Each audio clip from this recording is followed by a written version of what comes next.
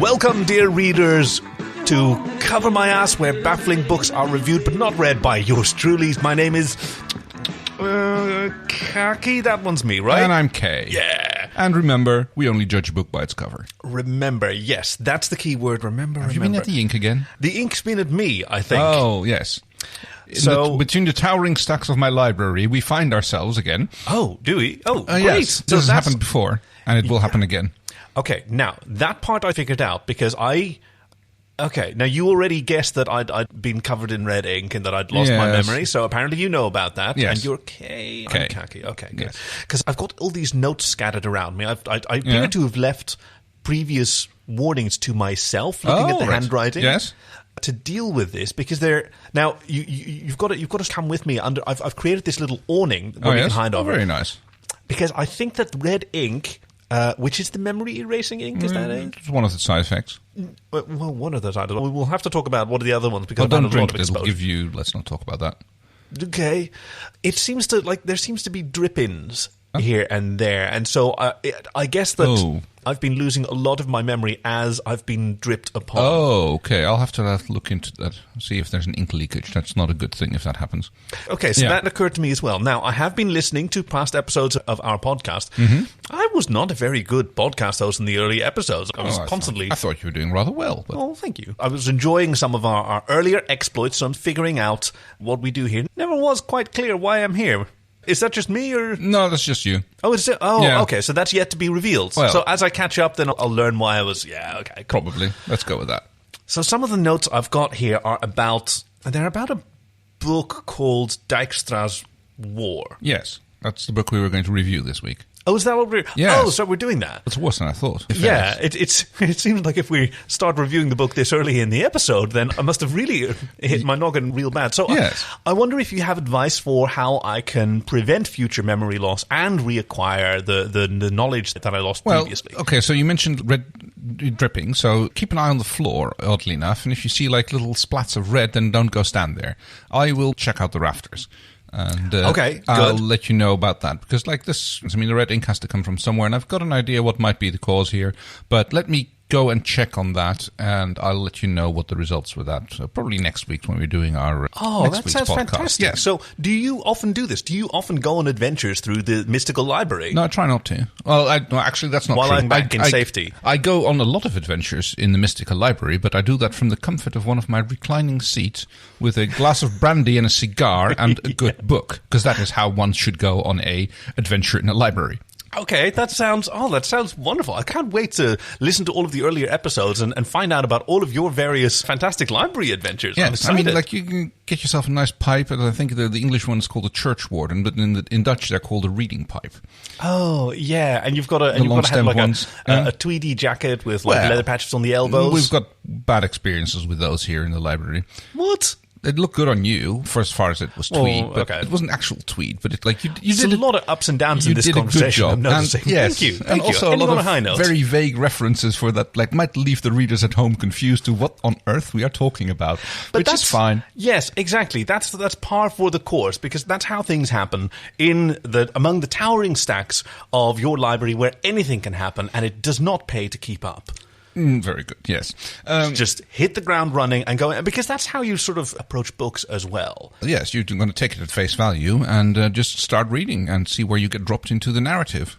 So, does that smoothly segue us into talking about the book now? Do you know all those smooth segues that we always do? I suppose it does. It's okay. This week's book, as has been briefly mentioned before, it's called Dykstra's War, and I'm pronouncing this the Dutch way, but I was sure Americans would pronounce it Dykstra's War or something. Dykstra's War, yes. Written by Jeffery de Kooistra, again, Dutch pronunciation, because these are very Dutch names for a supposedly... But he is a Jeffery. Yes, which is not a Dutch name, so it's probably Jeffery de Kooistra. Kooistra, but Kooistra it has to be Dutch origin, that name. Oh, of Dutch origin, certainly, but you can't tell with these that it's been Ellis Islandized like you can with some names. The De Vries as one word instead of two words, where the article de has a lowercase letter. Because, apparently they couldn't do spaces in... names or something. You're only supposed to have one surname. They didn't do the whole space. Yeah, that stuff just didn't make sense during immigration era. Also, Dykstra, that's not how you'd spell it in Dutch. That's definitely like using the Y rather than the... We're talking like the first generations of immigration to the US were centuries ago when the Y was still a much more common spelling for the IJ diphthong. Isn't it not just a loan letter from Greek? Yes. Like, I literally still... I have... a vague memory is returning to me suddenly of cycling through the countryside and seeing IJzerwarenzaak, iron... hardware store, basically. Hardware store, that's the one. IJzerwarenzaak with a Y instead of IJ. But didn't have the dots on the Y? No. Okay. It's also interesting, if you have the whole IJ thing, that's the only time in Dutch when you start a word with two capitalized letters. Yes. Because they're not... two letters. They're one letter with two characters. It's a digraph. There you go, yeah.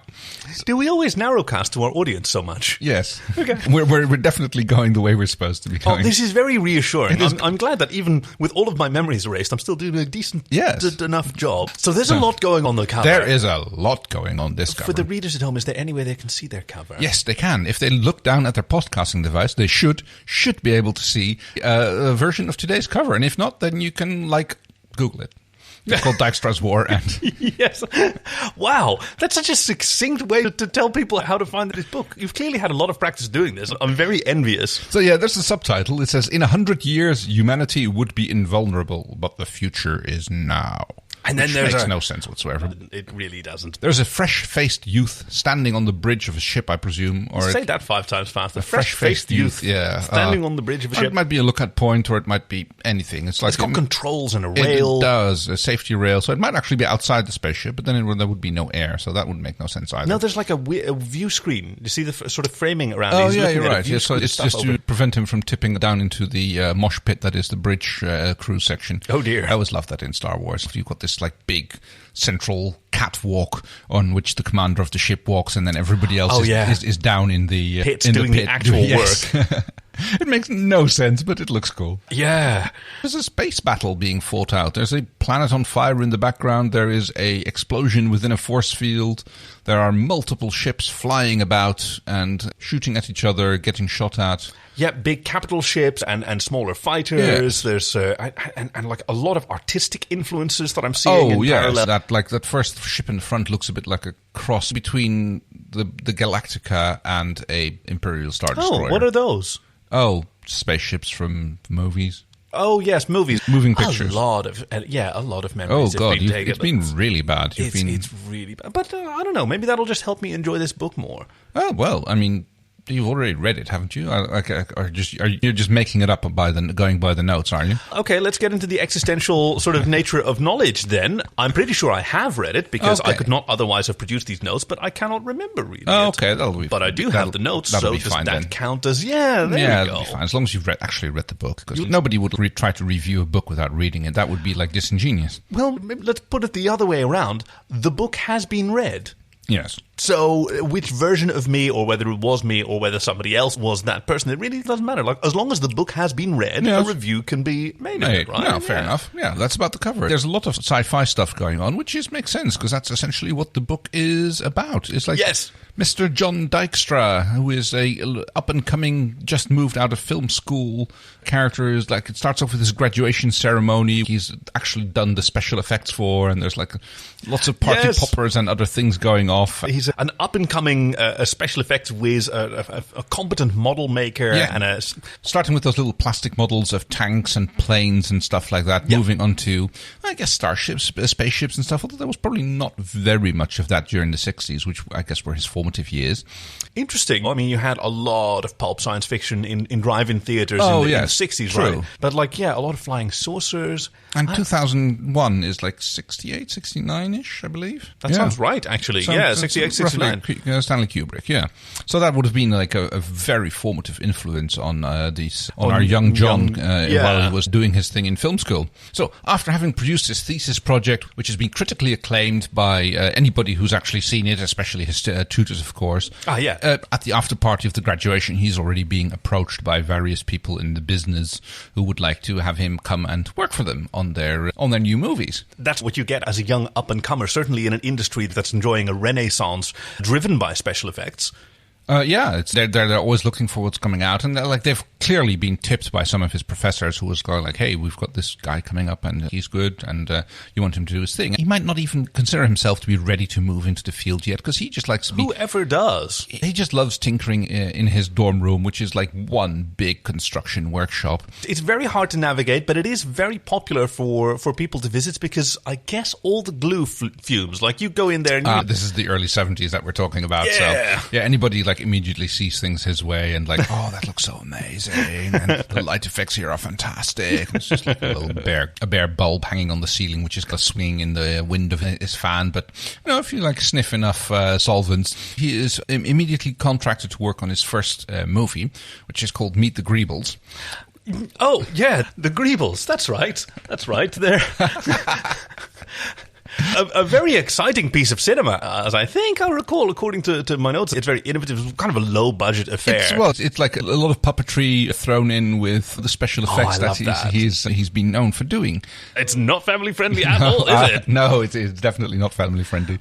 It's, I think, Dark Crystal, but then with a little bit more adult-themed here and there. Yes, it's where young John Dykstra gets to cut his teeth and make his mark on a burgeoning industry, inventing the famous Dykstra Flex camera. Right, yes. He was already working on that during his student times, yep. But he was like trying to develop a new kind of shutter, but he needed a particular material called illudium, which he couldn't get a hand of it. It's like it didn't work around. But as soon as he gets the purchasing power from a big movie studio behind him, he finds that he can actually go and instead of illudium, you can go and use a material called phlebotinum. Phlebotinum? Is that the one? Phlebotinum, yeah. Phlebotinum, phlebotinum, let's call the whole thing off. Yeah, there you go. And that instead works very well in advancing the development of his new camera. Yes, and it's a technical masterpiece. It is a little bit flammable, that phlebotinum. It is. And it also has a side effect of punching holes in reality, but we discovered that a little bit later. It's a side effect of its ability to like breathe life into the phlebotinum is the element of life, is not? In a way, it is, yes.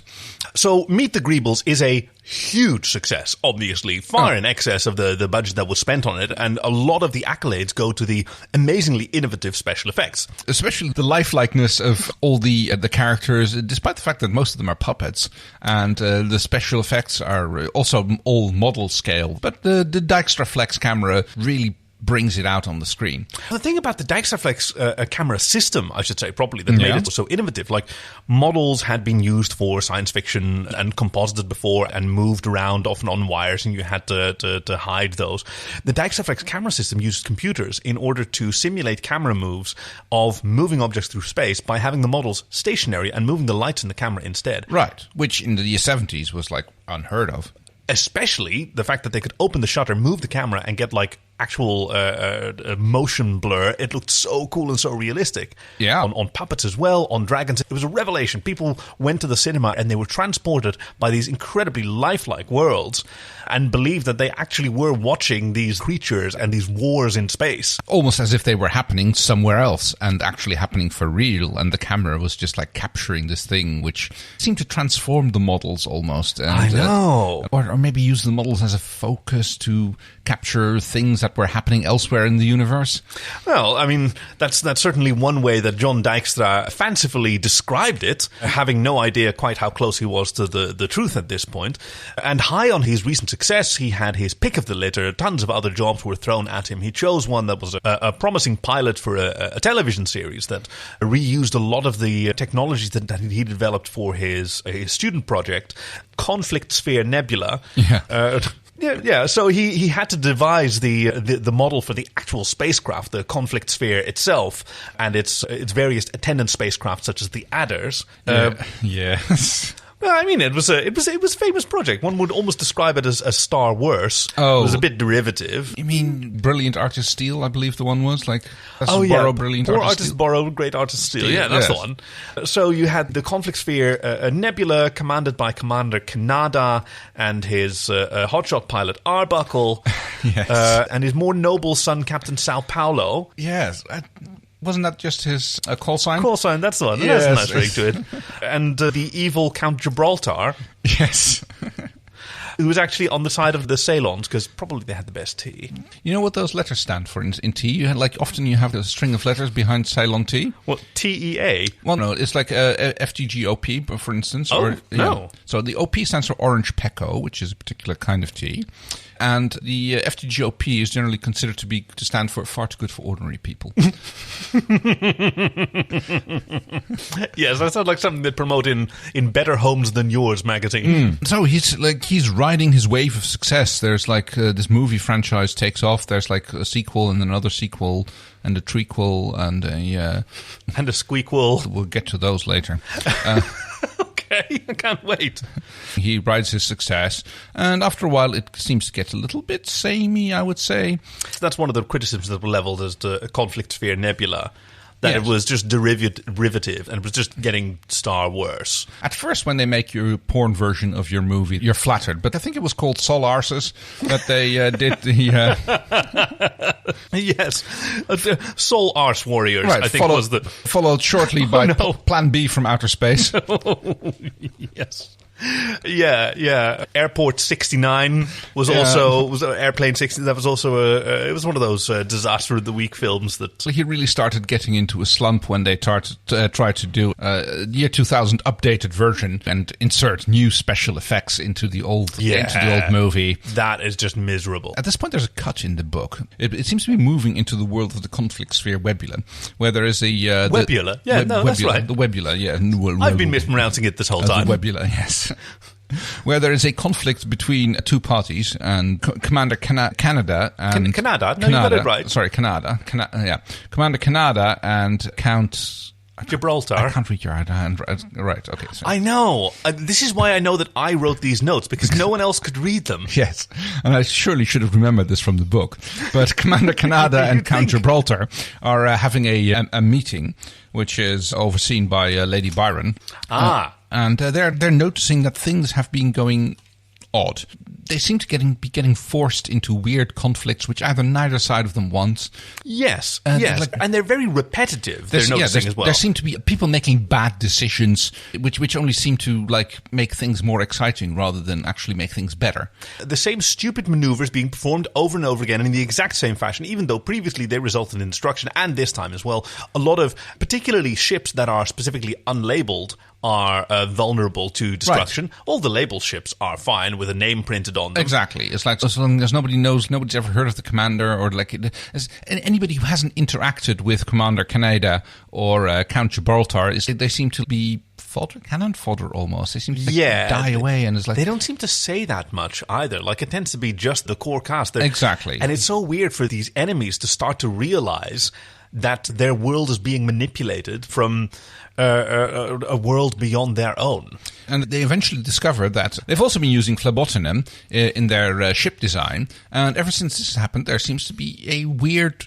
influence on things. And their scientists start working on it. They've got their two prominent scientists known as the Walrus and the Salvage, who are renowned for destroying false tales. They're very good at debunking theories. I'm almost there. Hold on. No, I can figure this out. Let me. I can. They're very good at blowing things up as well. And, oh my God, the Walrus is Jamie. Because of his fucking moustache. Yes. and the Savage, pardon me. The Salvage, yes. Adam Salvage, yes. No, that's right. And his buddy, the Walrus. Who are very good at, cobbling things together, especially from derelict ships and other things like that. No, I completely understand. No, I'm with you now. I was briefly confused with another book that I once read, which was about the Eggman and the Walrus? Stylus and the money counting machine. They also do a lot of debunking. Oh. Yes, that's another pair of debunkers. The stylus, the writing instrument. Yes. Like a pencil, but then it leaves permanent marks. And the, you know how you have those automated counting machines? Oh, right, yes. The writer and the counter. The writer and the counter, yeah, that's the one. And they do magic, and one of them's mutant, the other one has troubling political leanings. And one of them doesn't talk, and the other one won't shut up. There we go. So that's the book that I was confused with. Right. With the Walrus and the Salvage. Very good. So yes, and they start discovering that by manipulating their own ships, they can actually get a little bit of back effect going in, which then cuts back to Mr. Dykstra, who notices that his things stop working the way they used to.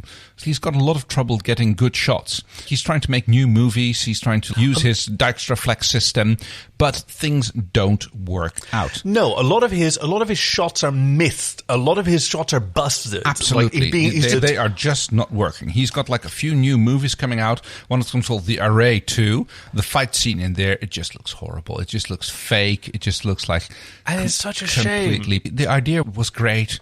Yes, it's such a brilliant idea to hold a fight scene in a vertical mine shaft. The characters look pasted on. It's wait. Then, his next movie, Dial Another Date, it ends up with this weird... It's in the Dial Hard franchise, isn't it? Well, no. It's, well... You're right. You've got to dial 2 zeros and then a 7, and then you'll dial another date. No, you're right. And it ends up with this weird surf scene under a parachute, which really doesn't work. Yeah, with the Norwegian flag on it. It's very peculiar. The last movie he's doing Midwest World, which is also a big flop. We've got Yul Brynner just being very polite to people while actually undermining their self-confidence as well. And he's and every time he leaves, he has his signature catchphrase for busting out the door after he's destroyed another person's self-worth. Okay, then. He notices that there's a bit of a downturn to his career at this point, and things need to be turned around. Yes. Now, fortunately, he's noticed a trend evolving that he hasn't yet gotten in on, but that he can use his magnificent talents to latch onto. In the sort of mid-90s, you had the superb hero craze. Yes. They were presenting these superb heroes. They're all brilliant. They're all amazing. And he felt, if my Dykstra Flex camera is influencing other worlds or realities, if it's as he's starting to suspect, because he feels the influence that all of these missed and busted opportunities. And he notices that there's a problem with his cameras, and it must be that feedback from a galaxy far away. That's the one. He discovers that the problem is not with his vision or with his design, but no, the problem is actually with the tools. Yeah, and so he got his success by building his Dykstra Flex camera out of phlebotinum, and he starts to experiment with illudinum again, the original material that he tried to. He finally manages to source some, and he uses that in a rather sexy superb hero film called Natman Forever. Yes. In the costume, which includes quite a lot of nipples. Oh, yes. All of which are... Where did they source all those nipples? Well, wherever the illudinum mines may be. He was able to acquire that. And his hope was to use this hero, Natman, and later in the sequel, Natman and Redbreast, whose costume was... Woof! Oh, 40 pounds of rubber never looked that hot. Oh, I didn't know you had it in you. It's more on the outside in this case, but... To try and send some of this heroism to whoever had been affected by all of his Dykstra Flex influenced Star Wars, and to try and send some of this heroism, not realizing that, of course, then he would also send the villains of these... For every superb hero, there's also a superb villain, such as the Choker. Yes. And the Diddler. Oh, dear. He was my favourite. Oh, was he? The Diddler? You're a Diddler guy? Yeah, he did his thing. He diddled his thing. Until eventually he realized that even just sending creations to battle the other creations to solve some of the problems that he'd created, all of these Star Wars, all of these galactic battles that he was responsible for through his imagination, he had to go there and solve it himself. So he got in his Natmobile. Yes. And flew through the Dykstra Flex camera portal itself, right through the iris. The Natmobile, I guess that's probably, I would have gone for something involving the bed bugs or something rather than the Natmobile. I'd rather sleep my way into a... That does sound better, but yeah, for this superb hero, it had to be a flying creature that sucks blood. That's what Natman was known for. Well, yes. No. Yes, no, go on. Yeah, I know. And I'm supposed to be the one who's lost his memory. It's a very famous. There's a very famous comic book about someone who dresses up like a flying creature that sucks blood. Yes, gnats. Yes. So he flies his Natmobile through the iris of the Dykstra Flex camera and calling back to Colonel Tai from the Conflict Sphere Nebula, a lot of TIE fighters. They're a little bit blow-uppy, but there's lots of them, which makes them good in a fight anyway. And lastly, he busts through the aperture into the workshop of these busters, the Walrus and the Salvage. Yes. And together, they devise two things. Because he realized that two things need to be done. One, the Star Wars need to be won. Yes. Through a superior craft, which they design. And secondly, like this portal between Earth and the sort of Hollywood establishment and this other galaxy needs to be closed. So they make two inventions together. The superior spacecraft, the Hex-Wing, which just from its number of wings is always going to win better. It's always going to be better, yeah. More wings is better, especially in space. And he goes back through and he converts his Dykstra Flex camera using phlebotinum into an Illudium-based Dykstra Rigid camera, which can just contain its special effects responsibly. Which he, in order to get enough emotional capital together to make this actually work and get the required power levels up, which he has not realized until this point is actually caused due to the public's effect to his movies, which causes a certain amount of psychic energy. So he organizes Star Wreck convention. And a Star Wreck convention, yes, centered around his most recent cinematic masterpiece, Star Wreck: The Emotionless Picture. That's the one. It's met with lack of acclaim. Especially lack of critical. But certainly for the special effects. Also by the people from Star World who appreciate that none of these special effects, including the giant Pager. But it all stays on Earth. Unfortunately, we are the only ones who are afflicted by Star Wreck, the Emotionless Picture, and none of it reaches. It really does. It's very emotionless, and it's a bit of a wreck, so it's very aptly named, at least. Natman and Redbreast and his many nipples, they join the Star Wars with Captain Kanada and assisted by the Walrus in there. By moving from the Dykstra Flex to the Dykstra Rigid, he manages to seal off the continuum bridge between his own worlds and the Star Wars'. Yeah, and at last Star Peace reigns while he goes back and enjoys massive success with his Dykstra firm. Yes, it does work. And really, later in his later age, he starts getting a little bit more political. Oh, there's more? Good. He starts getting a little bit more political. Hopefully not as much as the writer. Some of the people would call it conspiracy theories, but it was a critically acclaimed movie called Enemy at the Gates Foundation. Oh, yeah, the Enemy at the Bill and Melinda Gates Foundation. That was a shocking like interference that John Dykstra wasn't ready for, and I think that was the beginning of the CGAI revolution. But that's probably for another book. I think that's the sequel. It's like at least. Wow, there was a lot in this book. How on earth are we going to rate this book? Oh, now tell me, what was your favorite part of the book first? Oh, that's a very good question. Yes, you're right. We always do that. Now, I thought Lady Byron was a little bit underexposed, but my favorite part was the Miss Busters, like the Walrus and the Salvage. Like, it takes a little bit of thinking who the Walrus and the Salvage might be in their various workshops. Granted, I'm a hare, but I really love the bad guys in the other universe, the Choker and the Diddler. Those were like... That worries me just a little bit. I know. Sometimes you have to sympathize with the enemy. We certainly sympathize with each other. I mean, we both had the Greebles pegged down as a very... I mean, how can you not love the Greebles? Now, for the readers at home, and perhaps for me, to whom you've explained it, what are Greebles? Oh, a Greeble is a little bit of detail usually put on a space model, which are used to break up big surfaces on models. To add extra detail. Right. You have, instead of having a spaceship, which is like one big smooth surface, they try to put little things on them which look like they're useful, like pipes and ducts and stuff like that. And it's usually done through a process called kit bashing, where you go through all other model kits and you cut little bits out of like pieces of engine, or sometimes just even the sprues, and use which is the sort of little plastic bits that hold from the injection molding process. And you glue them together into an unlikely spacecraft. And you just make it look like something like it just looks like things which have which nobody thinks could fly. Yes, it just looks like they have a purpose, because like ships and other things have those things stuck on the outside. Just look at the Centre Pompidou in France, and it's just like one just big that thing. Wonderful build. Yeah. Okay, so it's just a lot of extra pomp and circumstance that makes people think that there's actual substance inside. Which makes things look real and realistic. Yes. Yeah. Oh.